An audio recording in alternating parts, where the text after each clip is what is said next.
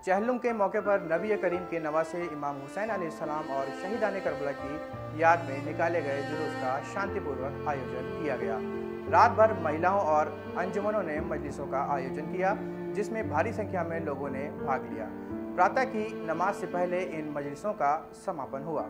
कजियारा स्थित फारिक साहब के इमामबाड़े से जुलूस उठाया गया, जिसमें विभिन्न अंजुमनों ने नौहाखानी की। इस मौके पर प्रमुख रूप से सादिक जाफरी, कामिल, खावर और अली नवाब जैदी के साथ अंजुमन शमा हैदरी ने नौहे पढ़े।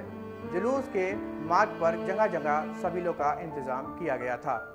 जुलूस धीरे धीरे मोहल्ला बंगला, मोहल्ला कोट, कजियारा से होकर पटिया, शेख सराय तक पहुंचा और अंततः सिटी स्टेशन के पास स्थित करबला हाजी साहब पहुंचा। करबला में जुलूस की अगुवाई बनी असद के काफिले ने की। इसके बाद इमाम हुसैन अलैहिस्सलाम और हज़रत अली असगर का शबीह ताबूत उठाया गया, जिसमें बड़ी संख्या में लोगों ने तुरबत का पोसा लिया और मन्नतें मांगी।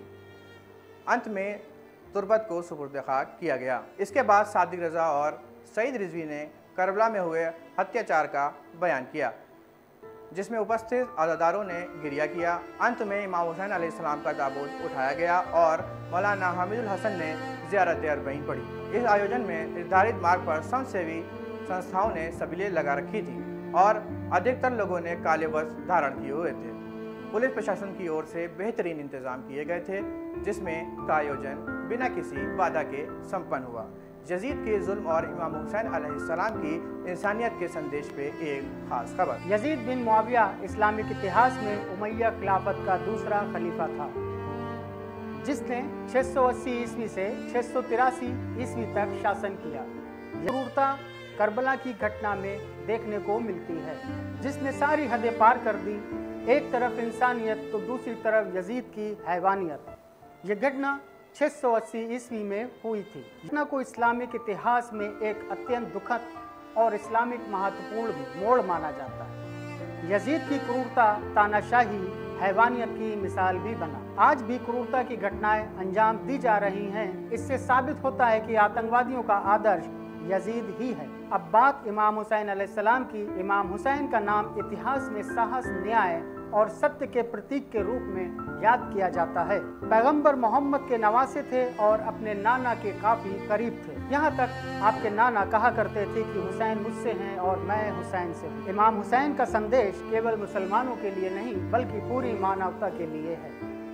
10 मुहर्रम को इराक के करबला की घटना, इमाम हुसैन ने यजीद से हाथ मिलाने से इनकार कर दिया। यजीद चाहता था कि इमाम हुसैन उसके समर्थन में रहें, जो ये हो ना सका। इमाम हुसैन ने कहा कि अगर एक अत्याचारी शासक का समर्थन किया जाए तो यह पूरे समाज के लिए विनाशकारी साबित होगा।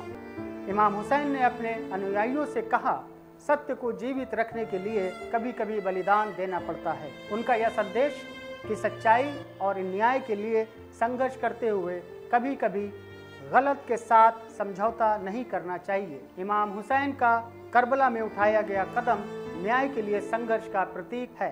उन्होंने अपने अनुयायियों को सिखाया कि जब भी और जहां भी अन्याय हो उसके खिलाफ आवाज़ उठानी चाहिए, चाहे परिणाम कितने भी गंभीर क्यों ना हो।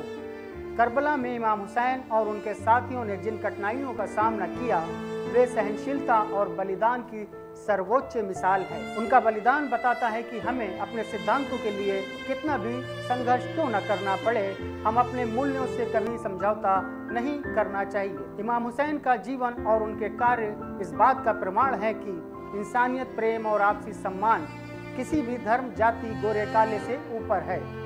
उन्होंने यह संदेश दिया कि इंसान को हर स्थिति में दूसरों के प्रति सहानुभूति और प्रेम और हमेशा कमजोरों और उत्पीड़ितों की रक्षा के लिए खड़ा होना चाहिए। करबला का यह संदेश आज भी प्रासंगिक है और दुनिया भर के लोग इमाम हुसैन के बलिदान से प्रेरणा लेते हैं। उनका जीवन और उनकी शिक्षा हमें सिखाती है कि इंसानियत, न्याय और सच्चाई की रक्षा के लिए हमेशा तैयार रहना चाहिए, चाहे इसके लिए कितनी भी बड़ी कीमत चुकानी पड़े।